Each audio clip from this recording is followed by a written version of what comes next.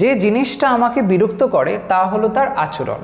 এখানে যে জিনিসটার তো কোনো অ্যাকচুয়ালি অর্থ থাকলো না। ইন শর্ট লাইনটা এরমভাবে বলতে পারি যে তার আচরণ আমাকে বিরক্ত করে, এই হলো কথা। কিন্তু এটাকে আমরা এরকমভাবে জোর দিয়ে বলছি। তো এই যে জিনিসটা, এই সেন্সে আমরা দ্য থিং দ্যাট এরকমভাবে লাইনটাকে বলতে পারি। দ্য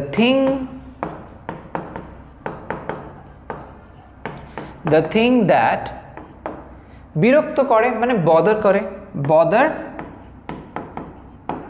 তার সাথে এস জুড়ে দাও, বদার্স। সিম্পল প্রেজেন্ট টেন্সে থার্ড পারসন সিঙ্গুলার নাম্বার সেন্সে দ্য থিং দ্যাট, তাই জন্য এস যুক্ত হলো। The thing that bothers me, যে জিনিসটা আমাকে বিরক্ত করে তা হলো ইজ, তার আচরণ, ইজ হিজ অ্যাটিটিউড, রাইট।